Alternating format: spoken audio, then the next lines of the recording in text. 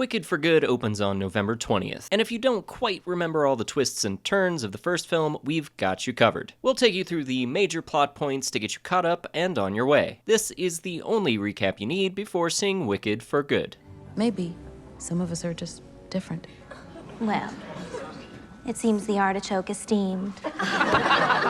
The film opens in the Land of Oz with the death of the Wicked Witch of the West. The citizens of Munchkinland celebrate, and Glinda is asked if she was once friends with the Wicked Witch, taking us into a flashback. We see the birth of Elphaba Throp, born with distinctly green skin, a result of her mother's affair with a traveling salesman and green elixir, and grows up largely rejected by society. She also has powerful magical abilities that come out when she's angry, and she doesn't quite know how to control them. Fast forward, and Elphaba arrives at Shiz University to accompany her younger sister, Nessa Rose, who is physically disabled. There she meets Galinda Upland, later Glinda the Good, a popular flamboyant student, and they immediately clash. After witnessing Elphaba's untamed powers, she's offered private tutoring by Dean Madame Morrible. Elphaba hopes this path will lead her to meet the wonderful Wizard of Oz, who presumably can cure her of her green skin. Through a misunderstanding, Elphaba ends up sharing a room with Galinda. They start off as bitter rivals. Elphaba is introverted and angry at the world for how she's often treated, and Galinda is ambitious and overly concerned with her image and popularity. They gradually learn to respect each other after a handful of misadventures and catchy musical numbers, including the dance in the Ozdust Ballroom and Elphaba's transformation in Popular. During all of this, a new student shows up. Fiyero, a prince-type figure from Winky Country. He seems to be a perfect match for Galinda, and they immediately hit it off. Are you looking for something? Or someone? No, I was...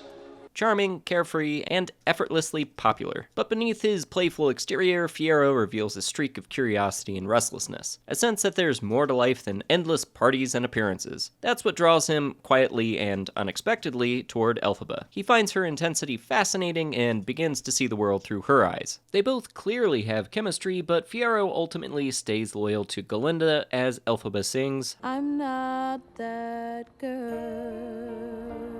Meanwhile, a munchkin named Bach is smitten with Galinda and asks her to go with him to the Ozdust Ballroom. Galinda tricks him into asking Nessa Rose instead, and what starts as an act to win Galinda's affections turns into a real romantic relationship. This is also the pivotal moment when Galinda, who's given Elphaba a joke hat to wear and absolutely humiliates her, apologizes and bonds with Elphaba as they dance together, cementing their unlikely friendship. During her time at Shiz, Elphaba finds out something awful is happening to the sentient animals in Oz, who were once seen as equals in society. Many of them are now unable to talk and are being locked in cages. Could that really happen? It is happening. Dr. Dillamond, one of the professors at Shiz, is even arrested for no apparent reason other than the fact that he's an animal. Meanwhile, Madame Morrible has sent a glowing recommendation to the wizard of Elphaba's abilities, and he invites her to meet him in the Emerald City. She goes believing she will help reform Oz, especially on behalf of animals and discrimination. While on the train platform, Fiyero and Elphaba bond over the lion cub they saved and the tragedy of Dr. Dillamond. Galinda, jealous of whatever that is, decides to change her name from Galinda to Glinda.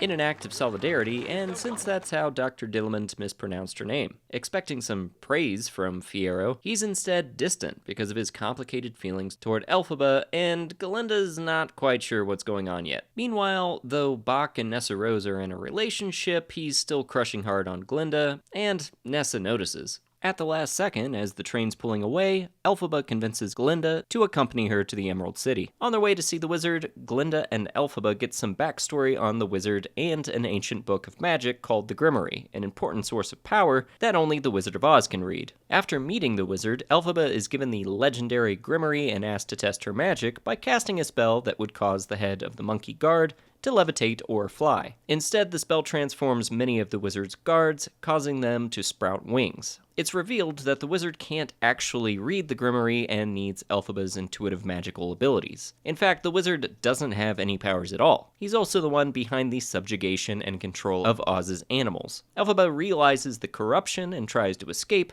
pursued by the flying monkeys. Feeling betrayed and disillusioned, Elphaba flees with the Grimmery. The wizard and Madame Morrible brand her an enemy of Oz. Glinda, on the other hand, is torn. She cares for Elphaba, but is pressured by authority and her own ambitions, and ultimately accepts a position with the wizard as Glinda the Good. The climax features the song Defying Gravity, where Elphaba embraces that she will no longer play by others' rules, enchants a broomstick to fly away, escaping into the western sky. Thus, the Wicked Witch of the West is born, setting the stage for Part 2, Wicked for Good.